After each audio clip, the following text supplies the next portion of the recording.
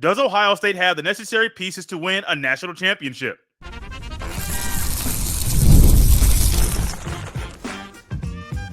You are Locked On Buckeyes, your daily podcast on the Ohio State Buckeyes. Part of the Locked On Podcast Network, your team every day. Welcome in, Buckeye fans, to a Friday edition of Locked On Buckeyes, part of the Locked On Podcast Network, your team every day. Here on Friday, July 5th in the year 2024. I'm your host, Jay Stevens, also the host of the Jay Stevens Podcast. And today's episode is brought to you by Gametime. Download the Gametime app, create an account, and use code LOCKEDONCollege for $20 off your first purchase. Terms apply. Here with us to close out the week, it's my guy, Mo Murphy. You can follow him on X at Mo_Cheese15. And Mo and I have a fun conversation to discuss today because, honestly, it's natty or bust this year. It's coming from inside the team, the locker room, the practice field. So we have to echo the same thing. And when thinking about this season being a natty or bust year, really what on my mind is, does Ohio have the necessary pieces to win a national championship? I'm leaning towards yes, but partially, wait and see kind of mode with this because I need to wait and see a little bit from certain groups. I know the defense is a yes. Still kind of up in the air with the offense. Bro, yes, they have the necessary pieces. because the question you asked is, do they have the necessary pieces to win? Yes, they do. That's just the basic answer. Now, going deep diving, what's the offensive line going to look like? We did the same thing last year, right? Yeah, we did.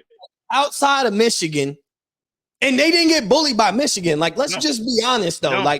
That game, that was the closest game of the 3-game losing streak against that team up north. And they played well. They didn't get bullied off the line. It wasn't just some fest of just killing the offensive line. They're not good enough in the trenches. So I know that's a question. I know the quarterback. We'll talk about that. But as far as having the pieces, yes, you got one of the top 3 to 4 defenses in the best defenses in the country. You got top 5 offense, period. You're going to start the field and you're going to be projected one of the 5 best offenses and one of the 3 or 4 best defenses. So yes, based on that, you are one of the 3 or 4 best teams in the country. I think you have the necessary pieces. If you don't, it's too late. But I don't think there was nothing they were seeking. They weren't heavy on the transfer portal, the spring transfer portal, post spring practice. So They felt like after spring, they seen everything they needed to see, and there wasn't really any major additions that they wanted to make. So, yes, they do have the necessary pieces to win the national championship. And, yes, I agree with you. It is national championship or bust this year. It is. And, Mo, I will be leaning more towards yes. I in my head, I'm like, is it this? Is it that? But here's my thing about this year's team that we're but the things I say wait and see for, they worked out pretty well last year. And I think the team has better players this year than they did last year. So last year I was looking about, could they have won the Natty last year? Did they have the necessary pieces?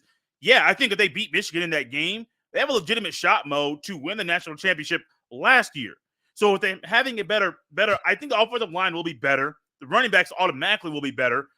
Overall, pieces-wise, even if some units are a little bit down, I do believe that they have the necessary pieces. And I've wrestled with that, but I probably shouldn't overthink it because overthinking it makes you look stupid. Defense is going to be really, when it comes to a defense, I think you do need a great defense to win a national championship, which was why Nick Saban was so successful. And honestly, if Ryan Day keeps his trajectory up and keeps recruiting like he is on defense, picking up portal guys that are at this caliber on defense, there's no reason why Ohio State should not be competing for national championships every year. Yeah, I mean, obviously, defense does win championships, and that's why everybody buying into Georgia. And Coach Kirby Smart, nothing about them is flashy, but they can score a lot of points if they need to. But they're typically, they've been the best defense in the country or one of the best defenses in the country for the past, 3-4 years, which is why they've been so dominant. I think Ohio State's taking that approach. The Big Ten got a little bit better, adding USC and Oregon and Washington. You got to take that into account, even though that doesn't affect the trenches and things like that. I think they compete with you more athletically. But yeah, I think Ryan Day, he's such an offensive mind that a lot of times in first few years as a coach, you try and win it that way. You're defense heavy. Look at Iowa, right? Iowa is so defensive focused. They got one of the 5 best defenses in the country every year. But they can't score a lick on offense, but their strength of the head coach is defense. And so you're always better on that side of the ball. And so Ohio State has always had a national championship type offense, but they could never really figure out a way to get it done defensively. And so when you finally find the right defensive coordinator that brings in those elite defenders that you have coming in and got coming in the future in 2025 and 2026, and what you got on the roster and what you was able to pull from the portal, like you finally bought in and bought all the way into your defense. And now you're seeing the fruits of your labor. There's a lot of talent on the defensive side of the ball, with a lot of talent willing to come in over the next few years as well. So I think Ryan Day knows he's always had the offense, but he had to get better defensively. And what is this, year 3 of the new defense? He's not even new anymore, but this is the 3rd year of the defensive coordinator. And I remember when he first got hired, I said, year 1, you'll see a slight improvement. Year 2, that defense will be ready to go. And then come year 3, you'll be like, he has all the pieces to make it one of the best defenses in the country. I think that was the trajectory. I think that's where we're at. Like year 2, it was a really good defense. Year 3, he got all the pieces to go, and this might be the best defense in the country. So I think that's part of Ryan Day also buying in and realizing I got to get the best of the best on the defensive side of the ball too. Mo, that's the growth of Ryan Day right there, what you're talking about, and him realizing, yeah, he's an offensive guy. And I think even people don't knock Urban Meyer for being an offense first guy. Like no one really gets on it. But for Ryan Day, there is the part that he's an offensive first guy. And it was maybe a downfall. It was one of the down parts of his tenure at Ohio State, because the defense was not where it needed to be. Took him a few years to figure out, to try to get the right defensive coordinator. And once that thing is working the process like it needs to, man, we talk about it all the time. Any defense that wants to win the national championship must win the battle in the trenches. And it's going to be hard, Mo, to find a defensive line in the country that has a better front four than what Ohio State has on defense. And those guys are going to make it easier for the linebackers, make it easier for the secondary, and make it easier for Jim Knowles. But you mentioned your 300 Knowles. You can have those guys up front, but when all 11 players on the field understand the defense so well they can coach it to a newcomer, that's a luxury Ohio State has this year. Yeah, I mean, bro, on the defensive side of the ball, I think you got the best safety in the country. One of the 3 or 4 best corners in the country in Denzel Burke. Obviously, with him coming back, you're expected to probably have the best secondary overall in the country next year. Like, so you really bought into defense. But see, that's the thing with Ryan Day is like the good players that he's had up to this point, like until the past couple of years, was like just selling defensive players on the name of it being the Ohio State Buckeyes. Like, I don't think there was such a big interest. It was just like, if we could get those guys, they're coming here because they want to play for Ohio State. It's an easy way to brush off the fact we're not getting the quality talent because we lack in recruiting there. We lack in really trying to sell these guys on the vision on the defensive side of the ball. And I think once Jim Knowles came in, I think you were able to fix that problem. And now you're seeing it. Like, look how loaded this defense is. There's NFL talent everywhere. Like, on every level of the ball, there's a guy that's either going to go to the NFL after this season or in 2 years. Yeah. Like, there's NFL talent, and they have all played college football at this point. Nobody's a freshman starting on this Ohio State defense. So they all got experience playing, either transferred in from a major program under a major coach like Nick Saban and Caleb Downs, or the guys that have been at Ohio State. So them having what's expected to be one of the best defenses, you would imagine Ohio State has never lacked offensively in the past 10, 12, 15 years. So you would imagine fielding one of the 3, 4, 5 best defenses, they definitely have a chance to win the national championship. Not only does Ohio State have a defense that will be one of the best in the country, but they also have an offense that can do that too. What should we expect from the Buckeyes quarterbacks this year? Mo and I will talk about that next. This episode is brought to you by eBay Motors. Passion, drive, and patience. The formula for winning championships is also what keeps your ride or die alive. eBay Motors has everything you need to maintain your vehicle and level it up to peak performance. Superchargers, roof racks, exhaust kits, LED headlights, and more. Whether you're into speed, power, or style, eBay Motors has you covered. With over 122 million parts for your number one ride or die, you'll always find exactly what you're looking for. And with eBay Guaranteed Fit, your part is guaranteed to fit your ride every time or your money back. Because with eBay Motors, you're burning rubber, not cash. With all the parts you need at the prices you want, it's easy to make your car the MVP and bring home huge wins. Keep your ride or die alive at ebaymotors.com. Eligible items only. Exclusions apply. eBay Guaranteed Fit only available to U.S. customers. So, Mo, anytime you look at a team winning the national championship, you look at the quarterback. Yeah, you may look at a defensive end or the offensive line, like if you're a nerd like us, but you want to look at the quarterback. And from Stetson Bennett to Carson Beck to Joe Burrow to Tua to Jalen Hurts, you got all these guys that have elite qualities. Maybe they're not overall elite, but they have elite qualities as a part of their game, and they have intangibles that make them better than other guys that make them make the right plays down the road. There's a lot of question marks with Will Howard, but I do think, though, Will Howard, he doesn't need to be an overall elite quarterback to lead Ohio State to win a national championship, or any other quarterbacks don't need to be overall elite. They have to do their job and play within the offense and play within with what Chip Kelly wants them to do. And I think Will Howard can get the job done. Yeah, 100%. I mean, look what DTR did at UCLA under Chip Kelly. Like, and we're not going to act like, I don't care what he was coming out of high school. We're not going to act like we just thought this was going to be some NFL superstar. Correct. It's not like he was gifted one of the most elite talents you've ever seen. But, like, he got him drafted. He got him to the NFL. He got him looking really good. He had UCLA looking like a really good team. So, like, Will Howard, bro, he's won. Like, I know he hasn't won the national championship. I know he hasn't made a college football playoff, but, like, he's won a lot of games quarterback in Kansas State. So, like, he won the Big 12. Like, he won the Big 12. What was that, 2 years ago? Beat TCU. Exactly. And they played the Natty.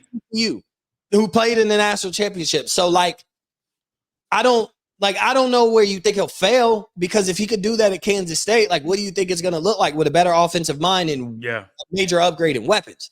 So, like, if you thought that guy was good at Kansas State, like, nobody ever said Kansas State quarterback over there is trash. Everybody, when he was at Kansas State, oh, man, that quarterback over there is pretty good. Now he's at Ohio State, expectations rise, but I don't see why this guy, if he can win a lot of games at Kansas State and win a Big 12 championship, I understand the Big 10 and trying to win a national championship isn't just the Big 12 conference as a whole, but, I mean, he's upgraded everywhere around him while being a really good quarterback. So, yes, I think Will Howard will be fine, and he'll be able to carry this team. It's not on him per se, but I don't think we'll lose any games because of him. Like, I think we're more likely to win a game because of him than lose. And Mo, I don't want people to get out here and say, well, Jay is saying Will Howard is going to be the starting quarterback. Like, that's a definitive thing. I believe he should be right now. I do believe that there's still a quarterback battle, and he may lose that battle. Among the other quarterbacks, Mo, let's take Will Howard out of the conversation right now. Do you think any of the four quarterbacks at Ohio State over the course of a season can get better and lead Ohio State to a national championship? Yes, I do think, like, let's just for the hypothetical. Yeah. If Will Howard loses the quarterback battle, you know what? To Devin Brown. I think whoever walks in the starter day one for Ohio State week 1 will be way better by week 13. Like, when it comes to rivalry week, I think they will be way better. I think they'll get better week to week, no matter who it is. Julian Sand, Devin Brown, it doesn't matter. But are they ready for what the expectations is for this season specifically? And that's my only concern, is, like, if Devin Brown was the day one starter, he's going to be way better in week 13 than he was in week 1. But at the end, is he ready right now to have to grow with the expectations? Because I'm telling you, you're going to roll into Eugene, Oregon undefeated. That game is going to be the tone setter for the rest of the season. You beat Oregon and Eugene. It is now probably you. It continues the conversation of you in Georgia for the rest of the season. Mind you, on that specific Saturday, there are a whole bunch of games that could landscape the college football playoff, like the mecca of college football Saturdays. But, like, are you ready for that? Because if you beat Oregon, and if Devin Brown's the starter and he beats Oregon and we beat him and we score 40 points, I'd feel really great about Devin. But, like, now it comes, okay, bro, you might be in Heisman conversations now. You're expected to win the Big Ten championship. You have nothing short of the Big Ten championship, nothing short of the national championship. And so for me, I just trust Will Howard for being a seasoned veteran quarterback. You don't always get that in college football. No. Being a seasoned vet is not usually a thing, especially one coming in from another school. Usually it might be a guy who started as a freshman and is still there at your school as a senior. And if he's been starting since a freshman, he's still there as a senior and not in the NFL draft, you probably don't have much there anyway. But he's coming in, and now he's at Ohio State. So I just trust his veteran leadership, his playing he's played 60 college football games. Like, that's a major factor. Devin Brown and them haven't, but I've come to the point, I don't think I'm concerned with whoever starts. at quarterback at Ohio State this year. Because I'm going to tell you, and I think every Ohio State fan will say this. Maybe it's wrong to say this on this platform, but like, if you can't be successful with everything that Ohio State got on this roster at quarterback, you're probably not that good. Go to Syracuse. Go to Syracuse. Like, if you can't be successful as a quarterback and get the job done with everything that's on the roster, go to Syracuse. And you saw it. No offense to Kyle McCord, but I'm just saying. So, like, I would have, if you told me it's Devin Brown because Ryan Day said and Chip Kelly, that's who they picked, cool. Because my thing is, you can't be bad. You can't be bad in this offense. You just can't. Like, if you are, and we have to move on from you and go to another, you just weren't, you're not that good anyway. There's only about 3 or 4 teams that you could put a quarterback on the field and really say, if you can't be successful here, you ain't going to be successful anywhere, because it doesn't get any better than this as a quarterback. Ohio State's one of those spots, but I'm cool with whoever starts. I just, for what I've seen and what I've seen from both quarterbacks, I prefer Will Howard, especially because, like I say, he's won a Big 12 championship, and I think he's built for this, what this season is. This season is not a play-around season. I think a vet like Will Howard is built for what's about to come for this season, if people don't even realize how big this season is. No, man, I've actually used that phrase on this show a couple of times, talking about him being built for this, because you mentioned that game in Eugene. You have to play Iowa before that. So you mentioned Iowa earlier, and I think people look at Iowa and say, oh, that's an easy win. We do that, Mo. It's an easy win. But I don't think you really take into account how hard it is for the offense to do things against Iowa's defense, because that's consistently a top 5 defense every single year, one of the most disciplined defenses every single year, and they cause a ton of turnovers every single game. And so you have to you have to do everything correct. And if you make a mistake, they might capitalize on it. Pick six, scoop and score, things like that.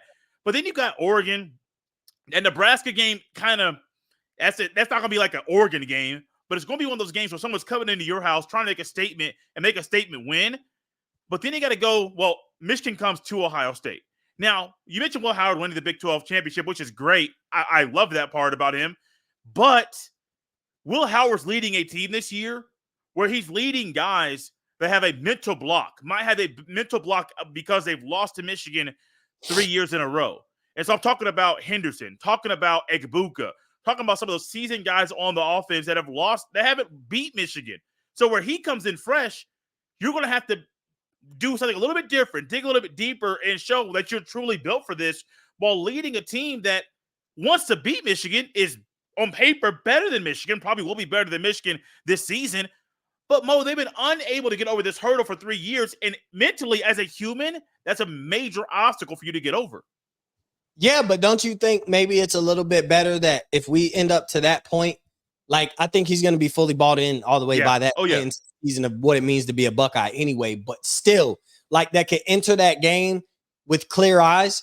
Yeah. Like, don't you think I would feel better? He could enter this game. He knows what it means. He understands what this game is. He understands what's at stake. But he still could see this game with clear eyes for what it is. Like, and he could just play this game with no mental block attached, with no, I have to do this because it's been years and I haven't beat Michigan myself while being here for 3 years. And man, if I go 4 years, this class is a failure. Like, none of that pressure is on him per se. So I would love for the fact that if I'm walking into that game undefeated, my starting quarterback can understand everything about this game while also seeing it with clear eyes. Mo, I got another thought about Ohio State and Michigan, and in regards Will Howard. We'll dive into that next. This episode is brought to you by Gametime. Gametime is an authorized ticket marketplace of Major League Baseball, which makes getting tickets faster and easier. Prices on the Gametime app actually go down the closer it gets to the first pitch, with killer last-minute deals, all-in prices, views from your seat, and their lowest price guarantee. Gametime takes the guesswork out of buying MLB tickets. It's the summer. It's July. Baseball is right in front of us. Right around the corner is the All-Star Game, the Home Run Derby. Maybe you're trying to find a way to enjoy the summer and the heat with your family and with your friends. Go to the ballpark. Catch a baseball game. And while you're making your plans to go there, go to Gametime, because they take the guesswork out of buying MLB tickets. Download the Gametime app, create an account, and use code LOCKEDONCollege for $20 off your first purchase. Terms apply. Again, create an account and redeem code LOCKEDONCOLLEGE for $20 off. Download Game Time today. Last minute tickets, lowest price guaranteed. So you've watched a lot of football. You watched Kansas State over the past couple of years, every now and then. You've watched Michigan. Unfortunately, we got to watch that team just to get ready for that game every year. You're a smart football person, great analyst. Who is he better quarterback? Will Howard or J.J. McCarthy?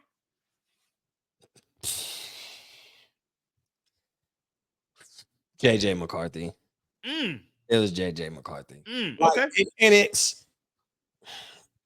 Bro, it was J.J. McCarthy. Okay. Like the Michigan offense, they don't run an offense for them to showcase how good their quarterback is. And I'm not saying J.J. McCarthy was a superstar or nothing like that, but J.J. McCarthy has some talent. Like, and you've seen the flashes of talent. But you also knew, like, the only reason it was flashes at Michigan is because their offense, they didn't run a spread offense, 5 out, depend on their receivers, have a loaded wide receiver class every year, and we're just going to score 60 points air rating the heck out of your defense all day. No, they played rugged. They played hand the ball off. But yeah, I would say, like, yeah, J.J. McCarthy is better than Will Howard at this point. But, like, Will Howard could have one of those seasons where, like, because he's surrounded by so much talent, like, all I'm saying is Joe Burrow was a 5th-round draft pick entering the 2019 season. Correct. He left and entered the NFL draft and was the number 1 pick. That's all I'm saying. Like, he transferred from Ohio State, went to LSU, and I'm not talking about this for the credit about him being a Buckeye. All I'm saying is he transferred from Ohio State to LSU and was graded as 5th, 6th, 7th round pick. Even some had him as an undrafted free agent. Went and had the season of his life with Jamar Chase, Justin Jefferson, Randy Moss' son, Clyde Edwards-Helaire, loaded on offense, right? A guy that nobody thought was that good, loaded on offense, and made himself the number 1 pick. We've seen a guy who won his own conference, played a lot of football games, and now you're surrounding him with the talent a quarterback could only dream of. I am not saying he's going to turn around and be the number 1 pick. I think there's guys that no matter what he does will end up going ahead of him. But all I'm saying is there's always that quarterback that pops that you're not thinking about. And I think nobody's thinking about Will Howard really popping and having a seat necessarily in New York because everything else on Ohio State is so loaded. You're like, oh, the guy could just manage it. He could have eye-popping numbers that nobody could deny and find himself in New York. Like, that's what type of season he could have with this kind of talent. Like, the man's really good, but let's be honest, like, J.J. McCarthy probably could have did the same thing if he was the quarterback at Ohio State instead of the quarterback at Michigan. Like, you just look at all the talent you surround him with. It's like, if you can't, get gone. And, like, Kyle McCord couldn't, and he left. Like, it's just that simple. Like, we're not asking you to be great because we're asking you to be Patrick Mahomes and uplift a team with a lack of wide receivers, and we're not giving you the necessary weapons, but you're so great. We're literally giving you everything you could ask for a quarterback, and we're just asking you to be good. We're handing you the keys. We're asking you to turn the doorknob. That's it. Like, just open the door. That's it. So I think Will Howard could do that. Don't be surprised if he's in New York. That Oregon game is going to change a lot of narratives for a lot of people. Like, if he's the starting quarterback and he play absolutely amazing, that week is going to change a lot of narratives for a lot of people, just period. For the Buckeyes, for Oregon, and everybody else that plays that week, that's going to be the shift of conversation in college football. Dead in the middle of the season in October, the shift of conversation is going to be that weekend. If Will Howard throw for 300-400 yards in that Oregon game, and that's going to be one of the most watched games on that Saturday and one of the most watched games of the season, that's never going to be forgotten. He's going to be able to live off of that for the rest of the season. Quinn Ewers beat Alabama in week 2 and lived off of that for the rest of the season. I think Will Howard could do that and find himself in New York with the talent that he has around him. Dog, that talent, we didn't even touch on it yet this show. That talent is filthy. I'm gonna say I've never seen it. It's rare to find a team that has 2 running backs the caliber of Travion Henderson and Quinshon Judkins. It's rare to have a team that has Emeka Egbuka, Jeremiah Smith, Carnell Tate, Brandon Ennis. It's rare to have a team that has all that, and you're bringing in a new quarterback who's like, oh, man. All he did was turn the doorknob. He walked right through and said, oh, this ain't Kansas State no more. This is Ohio State. I should not fail. My numbers should be stupid in that Oregon game. My numbers should be a whole lot better this year than they have been. I should have a career year at Ohio State. And with the talent, that's also going to help him raise his draft stock. Because, Mo, I don't think if he entered the NFL draft in this past draft, I don't know if he would have been drafted. If he would have been drafted, it would have been a day 3 pick. Yeah, it's not saying like he's not talented. Just taking his game to the next level would have been hard, really hard for him. But bro, if he uses this talent like he needs to, and if he is the guy, man, I don't want to say the sky is the limit because that's really lofty expectations. No, the limit is up there. The expectations are super high. Bro, the sky is the limit. This season is national championship or bust. Now, what comes with that bust? I meant with his stats in his numbers, not with the team. The team should win automatically. Yeah, the sky's the limit for him too, because like 4,000 yards, 40 touchdowns isn't insane for him with the talent he got. So like 4,000 yards, 40 touchdowns, 10 picks, couple rushing touchdowns, couple hundred rushing yards throughout the season buys you a spot in New York. Like finish 12-0, win the Big Ten championship. Like you'll be invited to New York. So I don't think it's unrealistic for him. I don't think it's unrealistic for whoever the starting quarterback is to have that type of season. Like you have that type of talent.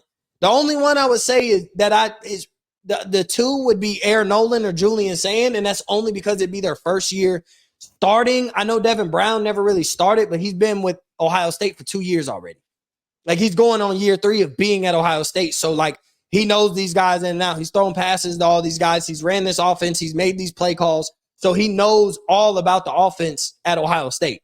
So if it was Devin Brown or Will Howard, like I would have these type of expectations for either one of them. And I think it's realistic. There's going to be a lot of times where you just accidentally find yourself throwing for 350 plus. Like just in the midst of a game and just enjoying your weapons, you threw for 350 and 5 touchdowns. Like in 2.5, 3 quarters. Like we're going to have those type of games no matter who's at quarterback. I don't see us being this run heavy offense. I don't know why everybody keeps saying that. Like I know Chip Kelly based everything off the run, but I don't know like since when Chip Kelly got to Ohio State, all of a sudden he doesn't have a high powered offense anymore. He's only a run the ball guy. Cause yes, everything is built off of establishing the run. And then he goes air raid. So now you have to respect both facets of the game. And that's hard to stop. But you know, he signed with Ohio State and all of a sudden he's this run heavy offense guy. And that's why he got Judkins and Henderson, because he's going to run them to the ground. And Ohio State's not going to have this high powered offense, I guess.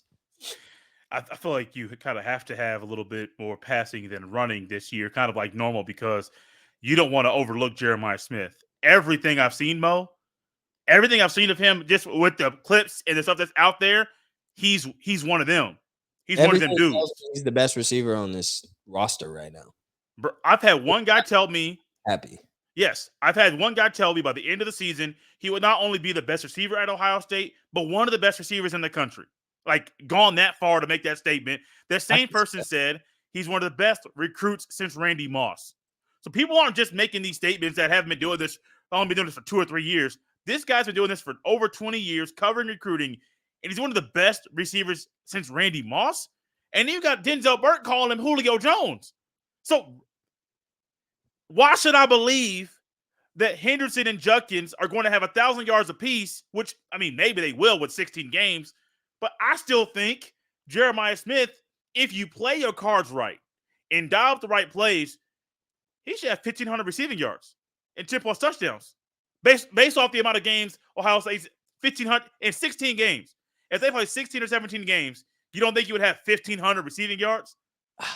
It's tough because, like, who you trying to make happier, Jeremiah Smith or Emeka Egbuka? Like, one's trying to be a first-round pick in the NFL. The other's returning to Ohio State to try and make his claim as the greatest receiver ever, but he's only who's going to be open more? I don't know. Right. I don't know. Like, it doesn't matter. They're all going to be open. It doesn't matter. It's who's the play designed for, who's it meant for, because all of them going to be open. Jeremiah, Carnell Tate, Emeka Egbuka, it doesn't matter. Like, all of them going to find themselves open 10 times a piece a game. But it's like, who is Will Howard's guy? Right. Like, who's the starting quarterback's guy? Who's his main target? Who are coaches kind of building the strongest relationship with? And so if it is Jeremiah Smith, like if he has 1,500 yards and 10 touchdowns, no, I don't think it's crazy. But it's just like, then that means he's the premier wide receiver. The only thing is, I think Ohio State could play it that way because, like, you heard Emeka Egbuka's draft stock a little bit. Okay. But if you do all that, win a national championship and keep Jeremiah Smith happy and he doesn't enter the transfer portal or nothing like that and he's staying at Ohio State, that matters because that's your future. Like, that's next year. Emeka Egbuka gone after this year regardless. So I could see them playing into keeping Jeremiah Smith happy, but I don't know, man. Ohio State don't respect freshmen like that. When you really think about it, they don't really let freshmen dictate anything within a program. So that's working against them. But still, you don't necessarily have a guy who walks in and you calling him Julio Jones and the best guy since Randy Moss, and he hasn't played a game yet either. So you always change things for that special talent that can help you win. I really appreciate Mo Murphy coming on the show. Got to get him on again in the future to talk more about quarterbacks, running backs, receivers, and a lot of stuff going on at Ohio State, leading into what should be a special year at Ohio State. You can follow Mo on X at Mo_Cheese15. Follow me on the same platform at jsteven07. You can send every email to jstevens317@gmail.com. This has been Locked on Buckeyes here on a Friday.